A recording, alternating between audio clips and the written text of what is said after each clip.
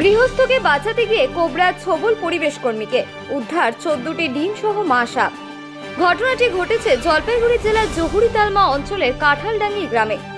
ঘটনার প্রসঙ্গে জলপাইগুড়ির বিশিষ্ট সাপ উদ্ধারকারী বিশ্বজিৎ দত্ত চৌধুরী জানান, কাঁঠালডাঙ্গি গ্রামে এক গৃহস্থের ঘরে প্রথমে দেখা যায় সাপটিকে।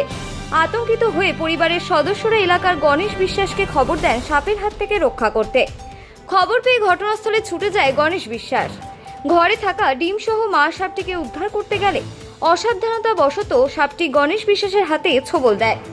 ঘটনার গুরুত্ব বুঝতে পেরে 14টি ডিম সহ মা সাপটিকে উদ্ধার করে গণেশ বিশ্বাস জলপাইগুড়ি মেডিকেল কলেজে ছুটে আসে নিজের প্রাণ বাঁচাতে। বর্তমানে সুস্থ রয়েছেন গণেশ বিশ্বাস বলে জানান বিশ্বজিৎ দত্ত চৌধুরী। ডিম সহ বিষাক্ত কোবরা সাপটিকে বন দপ্তরের হাতে তুলে দেওয়া হবে। বিশ্বজিৎবাবু, এই সাপ এবং ডিমের ঘটনাটা কি? এখানে ঘটনা হচ্ছে যে জহুরি কাঁঠালডাঙ্গি বলে একটা জায়গা আছে, গ্রাম আছে জহুরির ওখানে।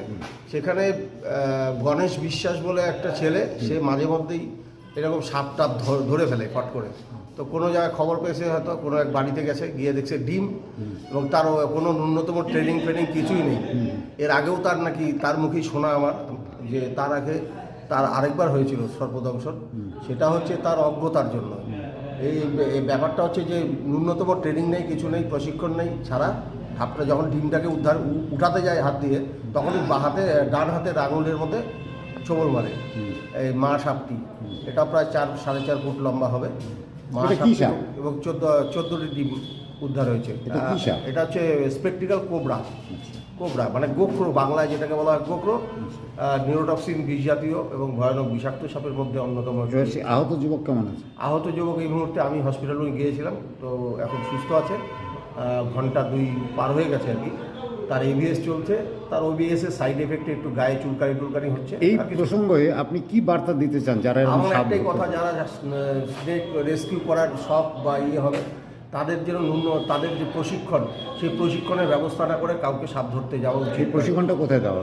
হ্যাঁ, প্রশিক্ষণ দেখুন, যারা অভিজ্ঞ আছে তাদের কাছে শিখতে পারে। তাদের কাছে সরকারিভাবে তো কোনো ব্যবস্থা নেই, তো যেহেতু নেই, তাহলে যারা অভিজ্ঞ আছে তাদের কাছে ন্যূনতম 1 থেকে 1.5 বছর শেখা উচিত, একজনের প্রশিক্ষণ নেওয়া উচিত। কারণ প্রতিটা সাপের ক্যারেক্টার, এক একটা সাপের প্রজাতির ক্যারেক্টার এক এক রকম। সেই ক্যারেক্টারটা যদি বুঝতে না পারে, তাহলে সর্পদংশনের ভয় থাকবে বেশি। মূলত এরা গৃহস্থের ডাকে সাড়া দিয়ে যায় তো? হ্যাঁ, অবশ্যই বিপদ থেকে উদ্ধার করতে। হ্যাঁ। পরিবারের সাথে ছুটি কাটাতে ডুয়ার্সে আসবেন ভাবছেন? তাহলে চলে আসুন আমাদের ব্লিস ভিউ রিসোর্টে। এসি ও নন এসি রুমের সাথে থাকছে সুস্বাদু খাবারের সম্ভার। পাশাপাশি পাবেন এক মনোরম পরিবেশে রাত্রিবাসের সাথে বনফায়ারের সুবিধা। উপভোগ করুন গরুমারা জাতীয় উদ্যানের জঙ্গল সাফারির। বেড়াতে যেতে পারেন লাভা, লোলেগাঁও, লুপ ব্রিজ সহ পাহাড়ি এলাকায়। আপনাদের প্রয়োজন অনুযায়ী থাকবে পিক অ্যান্ড ড্রপের ব্যবস্থা। এছাড়াও থাকছে যে কোনো অনুষ্ঠান করার সুব্যবস্থা। আমাদের ঠিকানা bliss view resort, Lataguri Neora মোড়ের খুব কাছেই। যোগাযোগ নম্বর 8617203693।